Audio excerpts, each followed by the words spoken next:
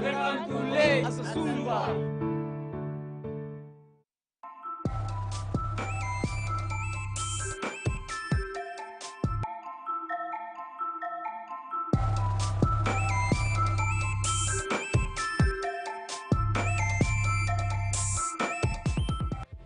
TVWAN News is proudly brought to you by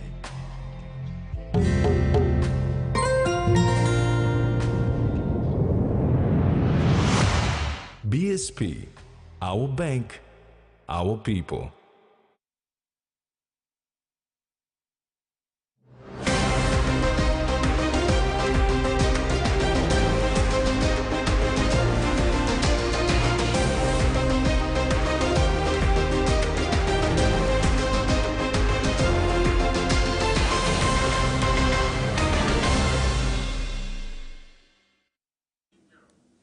Hello, this is TVWAN News. I'm Carol Kidu Jr.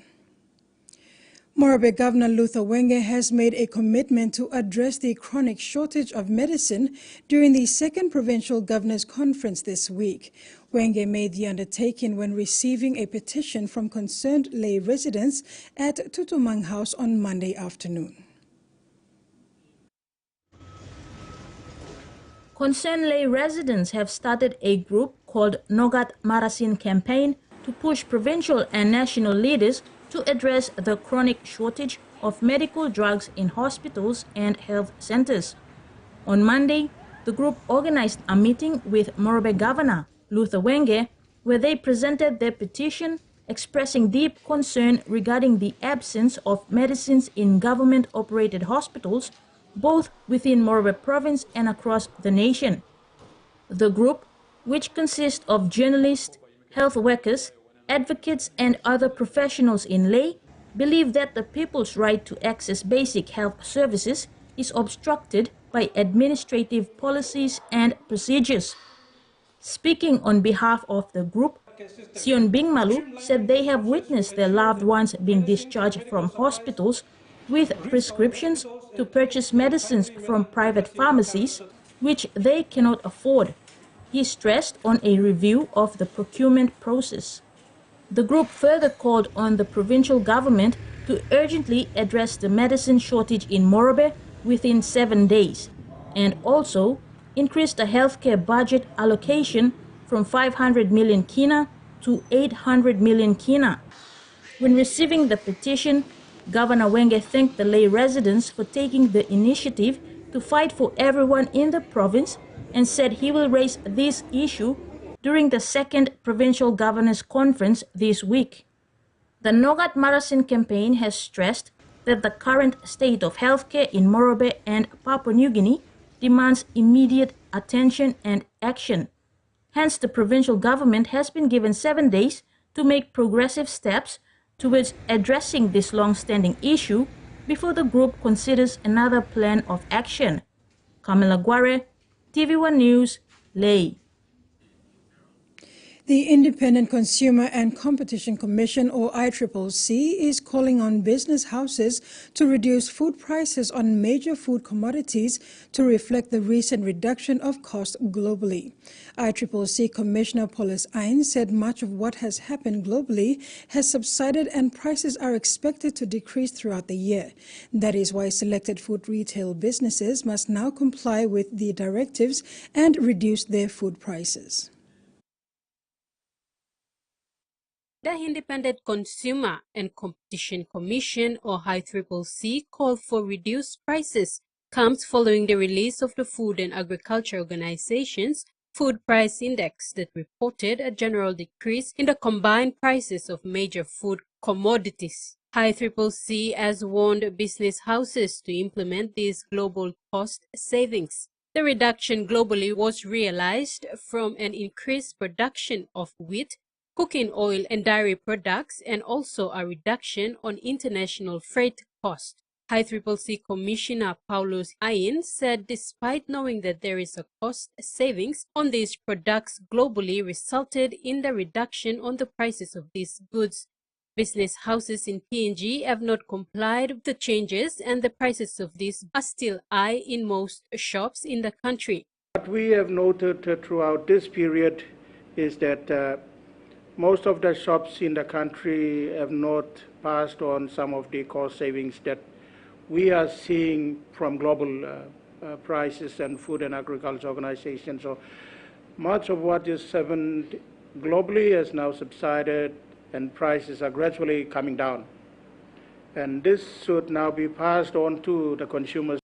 He said while they understand it is not easy to implement this change in PNG due to the factors such as high cost of domestic and international shipping and transport, low trading of kina and business operation cost, he said this should not be used as an excuse by the business houses. We've been telling the business houses, this is a cost that has been, you're living with it, and you should not be giving reasons to the consumers. You should be passing cost reductions onto the business. Ayin added that ICCC is currently implementing price control measure number 4 issued by the pandemic controller on the 30th of March 2023. This measure is intended to prevent price gouging during this post-COVID-19 period. Meanwhile, business houses have also been asked to talk to ICCC should they wish to increase their prices above 10%. Tracy Pa, TV1 News. Meanwhile, the ICCC Commissioner Paulus Ayin said a penalty fee of 10,000 kina will be applied to business houses who do not comply with the orders from ICCC. Ayin said currently 400 traders across the country were taken to court for increasing the price without notifying the ICCC. He said of the 400, 371 have paid and 29 are currently in court. Inform the ICCC and increase their prices, and if we find out, the penalty according to the order number 4 is 10,000 kina.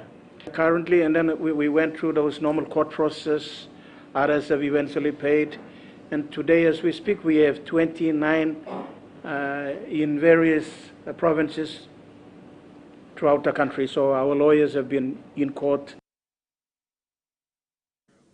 The maritime border of Papua New Guinea and the Solomon Islands at Kangu was reopened on October 31st this year after being closed during the COVID-19 pandemic.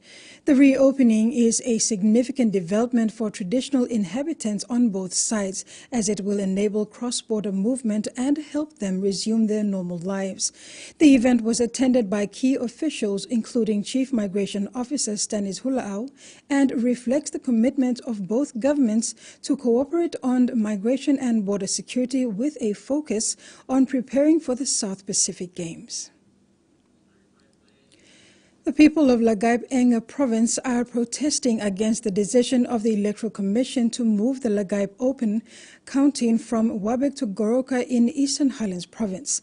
This is after the PNG Electoral Commission gave directives for the counting to be moved to Goroka, citing security reasons.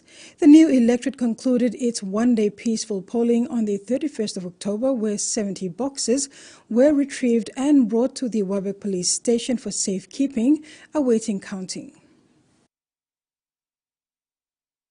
Electoral Commissioner Simon Sinai, in a letter dated November 2nd, 2023, stated that he had changed the counting venue from Wabek to Goroka, taking into consideration previous election-related violence and intimidation of electoral officials. According to the acting provincial police commander of Henga, Superintendent George Kakas, Commissioner Simon Sinai directed the boxes to be transported by security personnel to Goroka for counting after the 70 boxes were safely returned and secured at the Wabek police station. PPC Kaka said this raised anger from the people of Lagam, who flocked the Wabek police station in numbers, demanding the boxes remain in Wabek.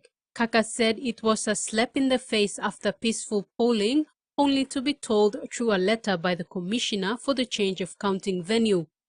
He said despite clear directions from the Enga Electoral Advisory Committee under the chairmanship of Sendas Taska that there was no security threat, the commissioner insisted that the counting venue be changed.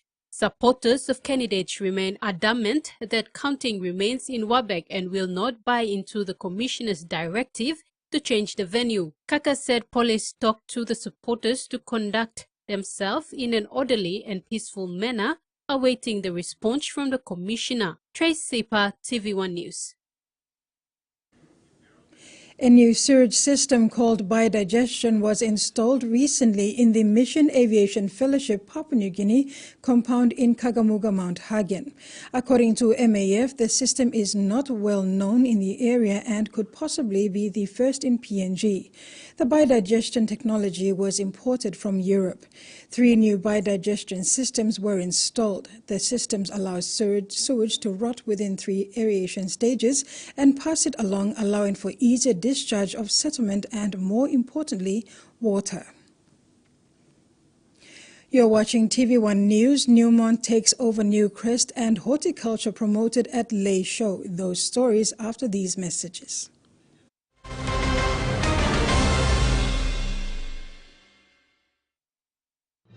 Experience a convenient and smarter way to do your banking with BSB Mobile Banking. You don't have to leave the office or your home to pay for bills. You can view your account balance, transfer funds, top up phone credits, or purchase Easy Pay units wherever you are. Visit your BSB branch today to register now for BSB Mobile Banking. BSB Mobile Banking, the smarter way to bank. BSB, our bank, our people. Enjoy life when we work together, making happy memories that last forever. Harem, talk, young, or roll the scale, rice family meal with talk. To bring out the smiles, cause it's a favorite by miles. Senisi gola scale, rice low scale, scale price.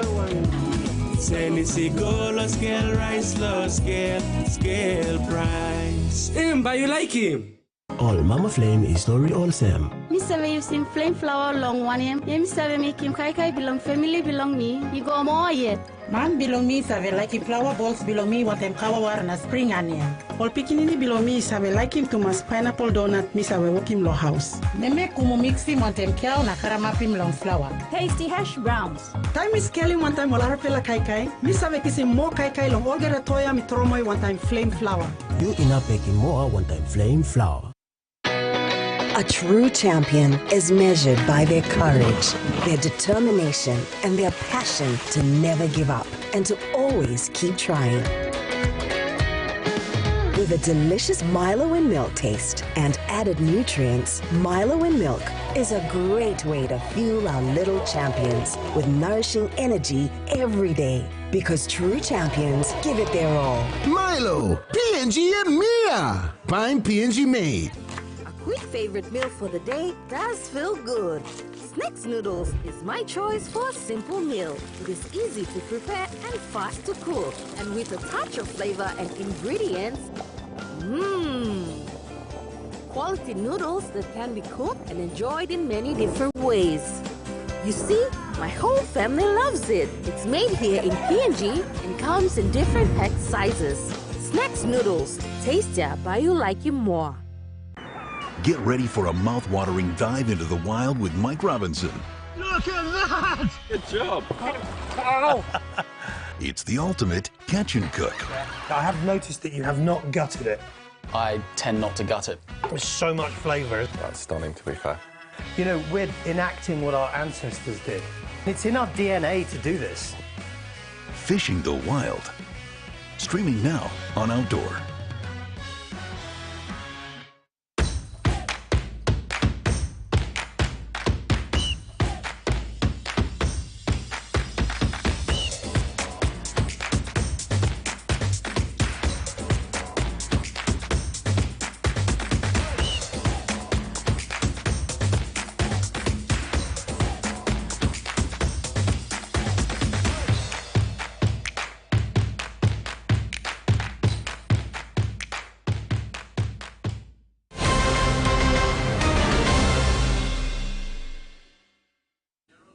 Welcome back. Prime Minister James Marape has officially welcomed Newpont Corporation, the world's leading gold company, into Papua New Guinea. In a press conference held on Monday, PM Marape emphasized the significance of the corporate transaction as Newmont assumes control of all Newcrest operations in Papua New Guinea, including the Lihir mine in New Ireland and Wafi-Golpu project in Morobe. He said the acquisition adds value to Papua New Guinea's global branding as an investment destination. The world's leading gold company has been welcomed to Papua New Guinea recently. Newmont Corporation is marking all Newcrest operations in PNG. During the joint press conference on Monday, Chief Development Officer of Newmont, Peter Toth, and Prime Minister James Marape welcomed the company. Mr. Toth and Mr. Palmer first met me when they flew into our country, 6 months or so ago. Yeah. When the acquisition of Newcrest was on the table.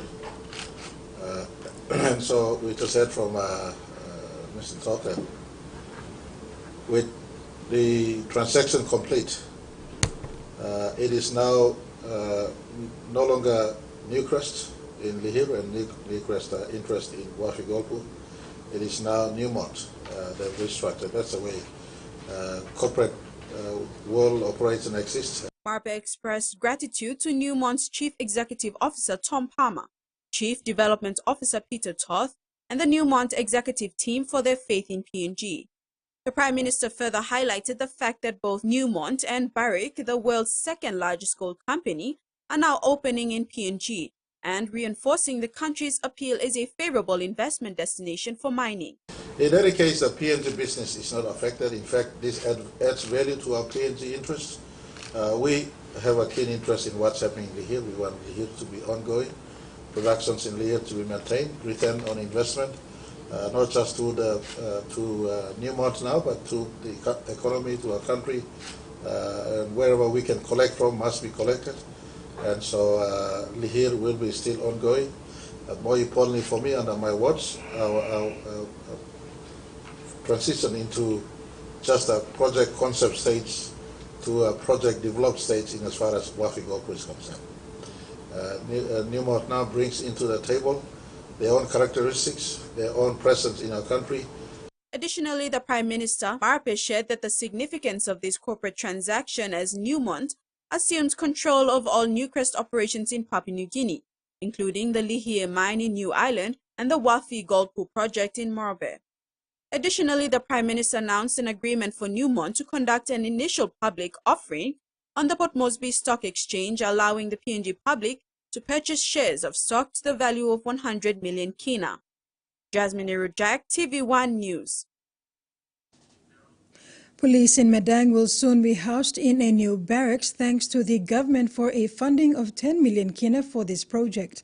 Madang Governor Ramsey Pariwa has assured police that they will look into this project to ensure police are adequately housed. The state of police living quarters and working environment Madang has deteriorated over time and needs urgent attention. Madang Governor Ramsey Pariwa has secured a 10 million kina from a budget submission to the national government last year for the construction of a new police barracks. The first 5 million of this money has been released and is now anticipated the remaining balance to be remitted in order to begin groundwork, including securing a contractor to start building. We are going to procure the contract to a competent contractor, a renowned contractor to build a mobile squad barracks in Madang. After constructing the barracks, Governor Pariwa is looking at equipping the police force with logistics resources, including new vehicles. Madang province. And then also we are going to build new barracks for our provincial police. And then we'll beef up security. We are looking at purchasing new vehicles. Currently, we have a problem with the administration with the accounts being closed for almost 9 months now. And recently, it has been open, but we still face problem with the provincial administrator not really working together with the political leaders to release project funds. That's one of the biggest concerns. But we'll deal with. Governor Parwa also acknowledged legacy issues in the province. Meanwhile, Medang town has recorded one more brutal killing confirmed on Monday, as local police scramble to attend to multiple homicide cases of late. The new PPC Robert Boehm takes office this month. Business houses and the general public have been advised to take precautions when out and about and to remain vigilant.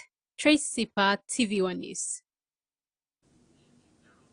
A new aid post was commissioned recently in a remote community in Sakim Wesaragawi district in East Sepik province. This collaborative effort is led by Save the Children under its Save Children Healthy Mothers project and aims to reduce maternal and child mortality rates, improve nutrition practices, and enhance the quality of life for the community's 1,300 residents. This aid post marks a significant turning point in healthcare accessibility and nutrition practices for Sakim women and children. Women and children here used to face significant challenges accessing healthcare due to the long distances they had to travel. The project is supported by the Australian government through the Australian NGO Cooperation Program. A technical team from the China Machinery Engineering Corporation is in the country for a week-long inspection into all ranches and abattoirs owned by PNG's state-owned livestock company, Livestock Development Corporation. Inspections began on 5th November and ends on the 10th. The visit by the team from China Machinery Engineering Corporation stemmed from a memorandum of understanding signed between Livestock Development Corporation and CMEC earlier this year as a company-to-company arrangement that was sanctioned by former Agriculture Minister John Simon. Under this MOU, CMEC will inspect all ranges and abattoirs in PNG and design and construct several state-of-the-art abattoir facilities in designated sites in line with the PNG government's downstream processing and food security policies. The inspection started on Sunday afternoon at Tiaba Abattoir, 12 miles just outside the Port Moresby city. Before the inspection, LDC Managing Director Terry Coim took the team around the 35-hectare land to illustrate production potential if the abattoir is revived. The engineers were amazed with the amount of land, saying with an abundance of free land, PNG has the potential to be a global exporter of cattle, and China, being a major beef consumer, can be its biggest client. Apart from Tiaba, the Chinese delegation will also visit LDC establishments in Launakalana in Central Province, Variman and Urimo in East Sepik, Sagalaw in Medang, and Baya in Western Islands Province. Under the MOU, CMEC, with its vast experience in engineering design and construction of reliable power projects in well over 100 countries, will further assist LDC with renewable energy generation to promote commercial agriculture. In carrying the work of the former minister left off, Minister for Livestock Seki Agisa acknowledged Prime Minister James Marape's visit to China last month, affirming the need for CMEC's visit. Freddie Moe, TVWAN News. The Fresh Produce Development Agency, or FPDA, one of the key government agencies in the country that promotes the development of horticulture, participated in the recent 60th Morba show in Leh. FPDA echoed the show's theme, Be Productive, by urging every citizen in the country to be productive by contributing in producing food through growing fruits and vegetables. FPDA's participation in the 60th Diamond Jubilee of the annual Morobe Agricultural Show reinforced in people the urgency to take farming as a business to trigger an improved and sustainable livelihood. At the show, FPDA participated in providing advisory on the various food crops and programs that it promotes for people to grow through commercial engagements. FPDA regional officers from Momase and the farmers from Morobe displayed food products sourced under the various programs in the farming engagements, which include bulb onion, potato, sweet potato, and others, and an information booth that served people with vital crop cultivation, nutritional, and economical information. The vision of FPDA as a mandated horticultural expert to achieve food and nutrition security for prosperous communities in the country was also relayed. FPDA Senior Technical Advisor for Momase, Conrad Anton, says the mission of the agency is to maximize the efficiency and productivity of farmers and others in the value chain to enhance development of a commercially and economically viable and sustainable horticulture industry. Farmers from Meniamia, Nadzab, and Buang displayed apple, bulb onion, and watermelon, while FPDA Elite Seed Potato Program Manager Enopa Lindsay demonstrated the different stages of potato development from incubation plantlets from tissue culture laboratory to ware potato. The FPDA's Market for Village Farmers project also put on display of the project's intervention to improve livelihoods of rural farming communities in the country. It was an eventful but successful show where those who passed through FPDA stall obtained very helpful tips on various vegetable productions and established contacts with officers of the several programs. Freddie Mo, TVWAN News. The International Training Institute, or ITI, a private training institution established in 2015 in the heart of Goroka, Eastern Highlands Province, is making significant strides in developing the human resources of the Eastern Highlands and Sembu provinces. ITI has provided 80 scholarships, with 56 awarded to Eastern Highlands Province students and 24 to students in Sembu over the years. The International Training Institute, located along the Highlands Highway, has made a remarkable impact since its inception, offering a total of 80 scholarships to aspiring students. Out of these, 56 scholarships have been awarded to students in the Eastern Highlands Province, while 24 have been given to students in Sembu Provincial. Team manager of ITI expressed the Institute's commitment to the educational growth of these provinces, stating his organization is proud to provide scholarships to students of these two provinces. Sally reaffirmed ITI's long-term commitment, saying ITI will continue to provide scholarships to aspiring students in both provinces for as long as in Goroka. At the 24th Goroka Secondary School graduation, ITI's dedication to education was evident as Mr. Sally presented the ITI Scholarship Award to Roy Francis of Class 12.11. The Val Ward Memorial Award was also bestowed upon Roy Francis in recognition of his academic excellence. As ITI enters its 8th year of operation, it continues to be a prominent presence along the main Highlands Highway next to the Blind Center. Mr. Saleh encouraged students to enroll at the ITI campus, emphasizing that ITI is dedicated to providing a second chance to students, equipping them for further education or the workforce in both the government and private sectors. Former Secretary General to the Pacific Islands Forum, Dame Meg Taylor, was present at the momentous occasion and addressed the graduates. I see you in the private sector creating jobs and opportunities for yourself and for others. Our most pressing security threat is food security. You may not think that now when we have all this wonderful rain and all the food is coming into the markets, but in the long term, food security will be the threat throughout the Pacific. ITI's commitment to education and community development in the Eastern Highlands and Sembu provinces marks a promising future for aspiring students and the broader community. And now to finance news. The kina closed unchanged at $0.2695 in the interbank market. At Bank South Pacific, the kina was buying $0.2620 $0.4012 Australian dollars, 0.2369 euro and 38.98 Japanese yen.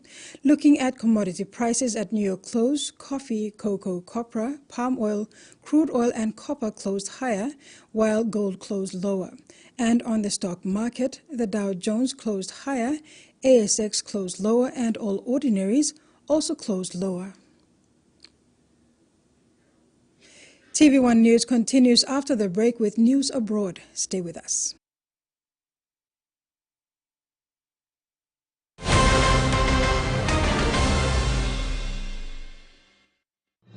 Experience a convenient and smarter way to do your banking with BSB Mobile Banking. You don't have to leave the office or your home to pay for bills. You can view your account balance, transfer funds, top up phone credits, or purchase easy pay units wherever you are. Visit your BSB branch today to register now for BSB Mobile Banking. BSB Mobile Banking, the smarter way to bank. BSB, our bank, our people.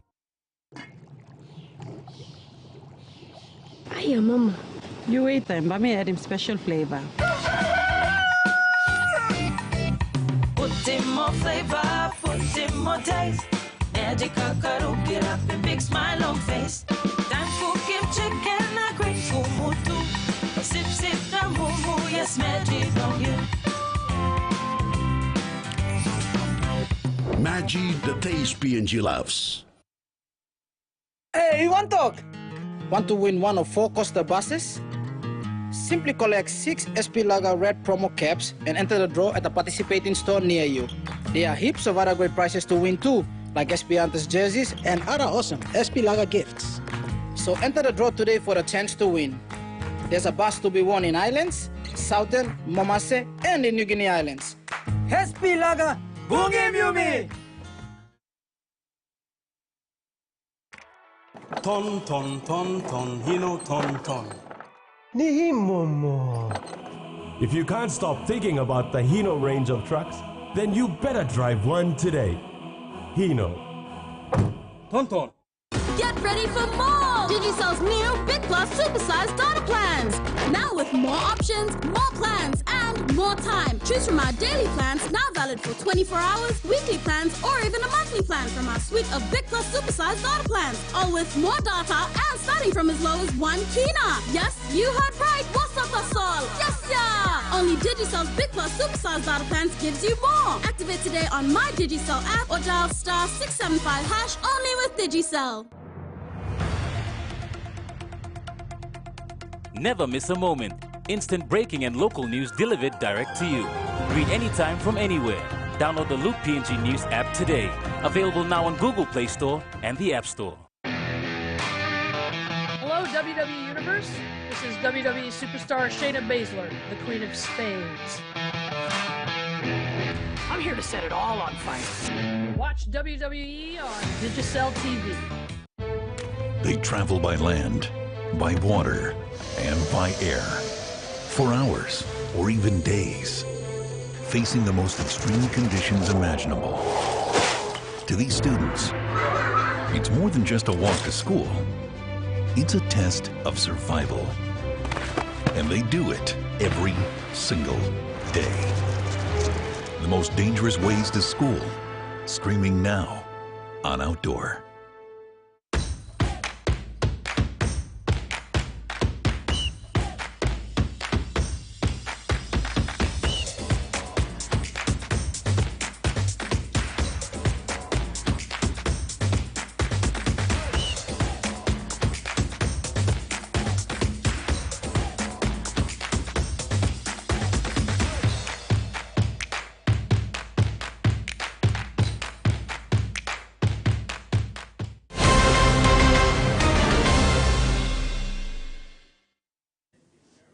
Welcome back. A 26-year-old man has been charged with drug trafficking in one of the largest seizures of methamphetamine and cocaine in Tasmania's history.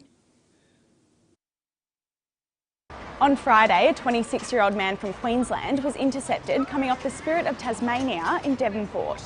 His vehicle was scanned by a police drug detection dog. Police allege during the search 4 kilograms of methamphetamine and 2 kilograms of cocaine were found in the boot of his car.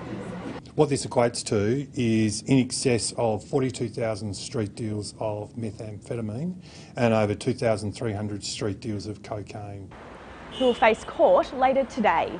This would have caused immeasurable harm to the Tasmanian community, and we will continue to make sure that we work collectively to make sure that drugs aren't on the streets.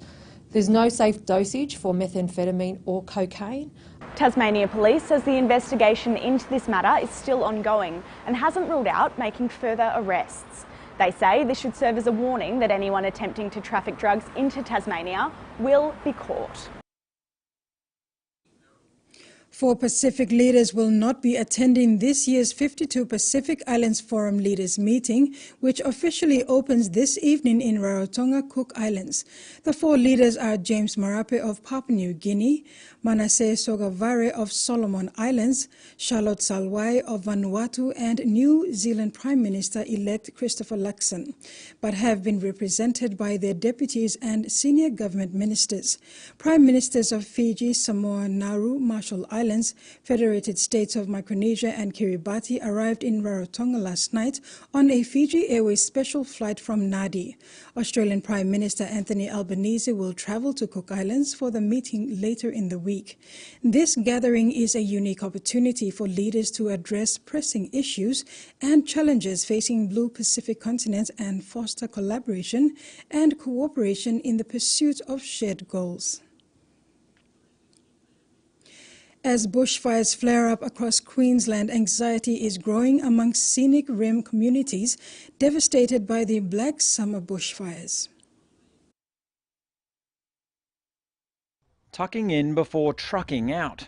These cattle should be fattening up in lush fields, but dry conditions have forced farmers to destock. It's where it hurts, that you won't have an income until you can actually get rains again, we get pasture, then it's going to be another 12 months at least. So it is dire times, really. Livestock aren't the only cause for concern as the El Niño weather pattern kicks in. The threat of fire is looming, with several blazes in the region already testing authorities. It's a worry because you start losing your fences and it's also your neighbours and what happens to them. So it's a very, very depressing time. In Canungra, parched streets are a daily reminder of how little rain has fallen. We've also had a bunch of wind. Those conditions all combined are just a recipe for a pretty chaotic summer season for us. It's a subject that everybody is talking about. The creek's low, not much water happening. It's just a scary time. The drenching rain that fell last summer is barely a memory for the scenic rim communities that were devastated by the Black Summer bushfires. The high fuel loads that rain has created, though, is front of mind for authorities. Rangers are monitoring and burning hundreds of hectares of national park, but can't do it alone. It is a joint responsibility. Fire doesn't know boundaries. Often fires are started off national park, they burn through national park. The community are becoming aware of the conditions around them and starting to feel uneasy. It's a good time for them to start researching on what they can do to prepare their properties. A call to act in what's already proving to be a deadly fire season. The difficulty of accessing global climate finance led to the creation of the Pacific Resilience Facility. Cook Islands Foreign Affairs and Immigration Secretary Tapearu Herman said Pacific countries have for a number of years voiced their concerns at the difficulty in accessing climate financing. Herman said the Pacific Resilience Facility will target development partners to commit support for the fund to be used for the Pacific adaptation measures. Pacific Islands Forum leaders meeting this week in Rarotonga are expected to adopt and approve the Pacific Resilience Facility during their retreat in Aitutaki on Thursday. This initiative has been regionally led and developed and is an instrument by the Pacific and for the Pacific. And that ends the news segment. I'll be back with sports after the break. Stay with us.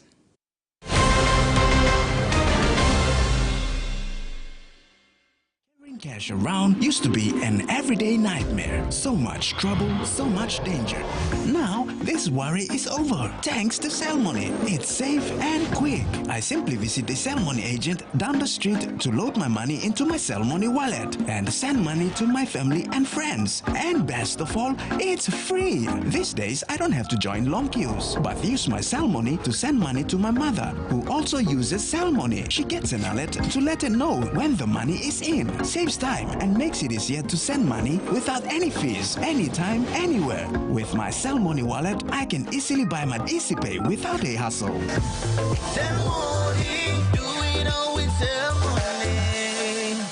Hey viewers, got a red dish on your roof? You can watch over 80 channels of exclusive NRL, State of Origin, Filipino and Indian drama series, local, international, live news, plus some great international channels on Digicel TV. Get a 20 channel plan for as low as 20 kina for the one-day plan, or 80 kina only if you jump in and buy the whole month at once. Want more? Maybe the 40 channel plan is what you need. Buy now for 25 kina for the one-day plan, or be brave and go for the whole month, and it's only 105 kina. Want even more? Try the 60 channel plan. It's only 35 kina for the one-day plan, or take the big step and purchase the 30-day plan for only 185 kina. You want the biggest TV plan in PNG, over 80 channels for as little as 40 kina a day for the one-day plan, or take the whole month at once, and you could be choosing from over 85 channels with either the Indian or the Filipino channel options as an add-on. Dial *515# to subscribe now. Digicel TV. More channels, more choice, more value. Flashed away from Brook, and he will get off the mark with a boundary behind point on the offside. Boom! Maybe premeditated. Was it short enough? Hello, WWE Universe. This is WWE superstar Shayna Baszler, the Queen of Spades. I'm here to set it all on fire. Watch WWE on Digicel TV. So I heard you left Frank face down in the subway. Thought he would have worn you down. So did I. If the stakes are high, I ain't even supposed to be here by the grace of God. The skin on my teeth and the hair on my I skated by. One night to figure this out. One night. How much in your face am I? Run all night.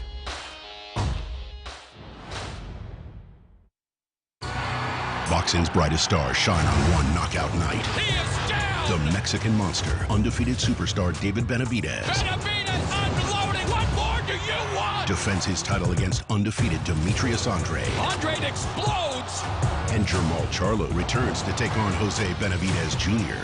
Gets rocked with another right hand! David Benavidez versus Demetrius Andrade. Live November 26th, only on Fight Sports.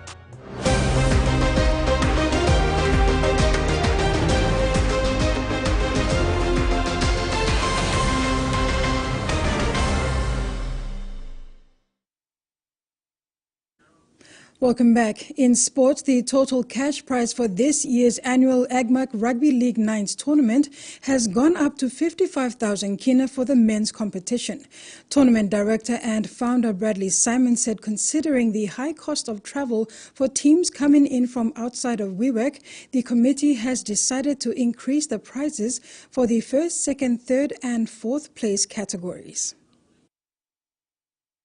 The number of participating teams have been consistent since the AGMAC Nines concept was started in 2020, with this year's tournament again attracting 24 teams from across the country who will converge at the Pora Oval WIWAC from the 23rd to the 24th of November 2023. Considering the hard economic times and high costs involved for teams to travel into WIWAC, tournament director and founder Bradley Simon said this year cash prizes have been increased to 55,000, which should provide some incentive for the teams. Simon said this year's cup winners will walk away with 25,000 kina, an increase of 5,000 from 20,000 last year, while 10,000 kina for the winners in the women's competition. The first prize last year was 20,000 kina cash, This year we've gone up to 25,000 kina. Last year second prize was 7,000. This year second prize we're going up to 15,000 for this year second prize, and then we have third prize 10,000, fourth 5,000. So I think a total of 55,000 kina cash for men's division. The director, while acknowledging the strong support of naming rights sponsor Agmark, extended his gratitude to supporting sponsors for coming on board this year that has again seen the increase in the cash prizes.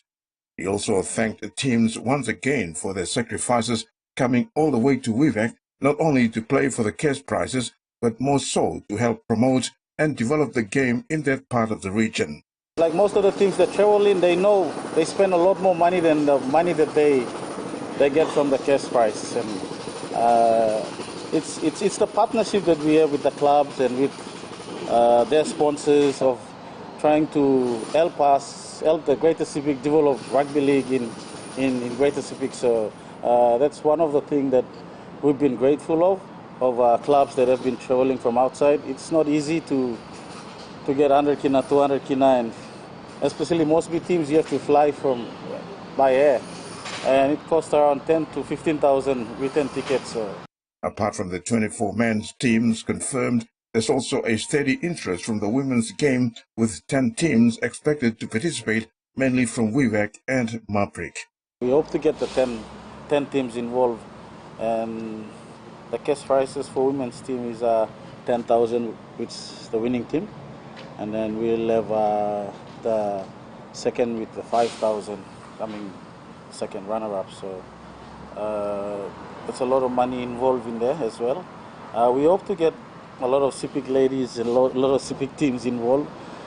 The men's competition will be played in 4 pools of 5 teams across 2 days, culminating in the finals. Simon said apart from the regulars, this year for the first time they have a new team coming in from Western Province called Kiunga Catfish. 2022 Agmark 9's defending champions Funeral Homes Llamas are again ready to put up a strong challenge to retain the cup this year. Terry Longwood, TV1 Sports. 2022 Agmark Sepik Nines Cup holders Port Moresby Funeral Home Llamas are hard at training in preparation to defend the major silverware this year. The tournament, confirmed for November 23rd and 24th in Wewak, has attracted 24 teams from around the country.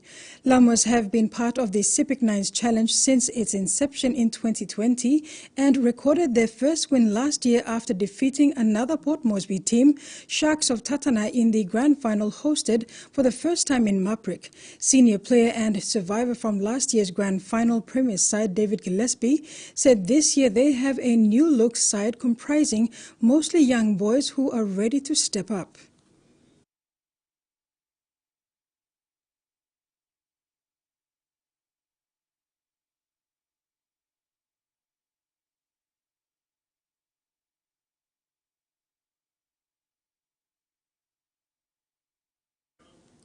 The 8th PNG Games has been rescheduled for January 2024. The PNG Games Council Executive Committee met in Port Moresby on Saturday, 4th November 2023 and deliberated on a request for Games reschedule from the national government through the Sports Minister Don Pollier. PNG Games Council Chairman Albert Veratau informed the Executive Committee that the government's reasons were due to various reasons. For compliance with the PNG Games Charter, the PNG Games Council, comprising of 22 provincial representatives, will be invited to vote through a postal resolution to endorse the recommendation. Samoa could become the second Pacific Island nation to tour England, granting the host a chance to avenge the World Cup semi-final defeat in the 2022 Rugby League World Cup. While the proposed test series is still very much in the air, Tonga is also in the talk to face neighbours in 2024. This now is Luai. Pops it over the top. Lafay's got the footwork, and Lafay's got the noise from the England camp is that Samoa's 2024 trip is already sealed, but that may not well be the case if Tonga has anything to do with it, as discussed by their head coach Christian Wolff. For some time now, the understanding has been that Shaun Wane's side will host Samoa this time next year in a series like the one against the Tongans, which just ended. Wolves men, meanwhile, have been expected to take Samoa's place in the Pacific Championships, be that in the cap or the ball. The Tongans were beaten in all 3 games, with England achieving a whitewash. Shaun Wane also suggested that there could be a mid-season international, but stated that all eyes were now firmly on Samoa. However, there could be a spanner in that plan, with Tongan coach Christian Wolff offering a worrying warning over the prospects of England and Samoa series in 2024. With Samoa having been the last side to beat Shaun Wane's England side, then a series against them would be the perfect prep for the potential Ashes Tour in 2025. Despite Wolff's claim, it was reported in the Sydney Morning Herald that international officials are hopeful that Samoa tour England, with the Tongans potentially set to be included in a 4-team Pacific Championship in 2024. According to the report, Australia, New Zealand, Tonga and potentially Fiji will make up the Pacific Championships next year, with international officials hopeful Samoa tour England and Papua New Guinea, Cook Islands, Lebanon and potentially France round out the Tier 2 tournament. Terry Longwood, TV1 Sports. And finally, jockey Mark Zahra has won back-to-back Melbourne Cups, piloting without a fight to win the Melbourne Cup at Flemington. Solcombe, who missed the start, stormed home to take second. Shiraz came home third and Ashron battled hard for fourth. It was another triumph for Zahra, who rode Gold Trip to win last year's Melbourne Cup. He became the first jockey since Glenn Boss on Mackay Diver to win consecutive Melbourne Cups. The last time a jockey won back-to-back Melbourne Cups on different horses was Harry White, on Arwon in 1978 and Hypeno in 1979.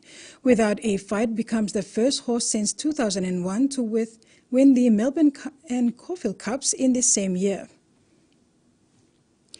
Now to weather, here's the regional forecast for the next 24 hours.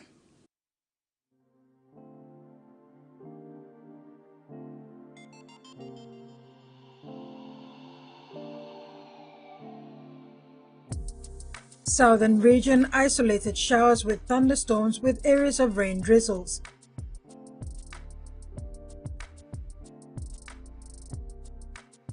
Momase, scattered showers and isolated thunderstorms with areas of rain.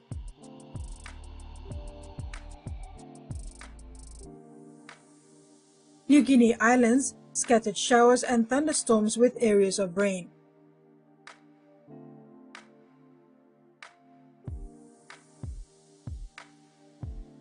And Highlands, isolated showers with rain drizzles, then scattered morning fog. Ocean forecast for the next 24 hours. Coral Sea, seas moderate to rather rough with southeast winds of 20 to 30 knots. Solomon Sea, seas rough with southeast to southwest winds of 23 to 33 knots. Bismarck Sea, seas moderate to patches rough with southwest to westerly winds of 15 to 25 knots, with strong gusts over the south sectors. Pacific Ocean, seas moderate to rough with clockwise winds of 20 to 33 knots. Coastal waters forecast. Waters of southern PNG Indonesian border to Daru, Hiwai to Kerma, Yule Island to Hood Point to Samarai Island, and waters of Bougainville, seas 1 to 2 meters. Waters of Samarai Island to Cape Vogel and eastern and westerly Milne Bay Islands, waters of Finschhafen to Vitias, Dampier Strait to Siasi, Long Islands, and waters of East and West New Britain to New Island, seas 2 to 3 meters. Waters north of Cape Vogel to Huon Gulf to Finschhafen, seas 1 to 1.5 meters. Waters of Long Island to Medang to Wewak to Banimore and northern PNG Indonesian border, seas 0.5 to 1.5 meters. Waters of Manus and its western group of islands, seas 1.5 to 2.5 meters.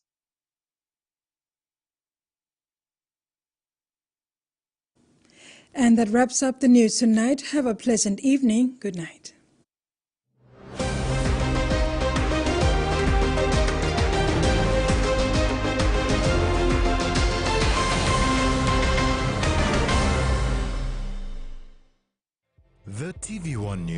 was proudly brought to you by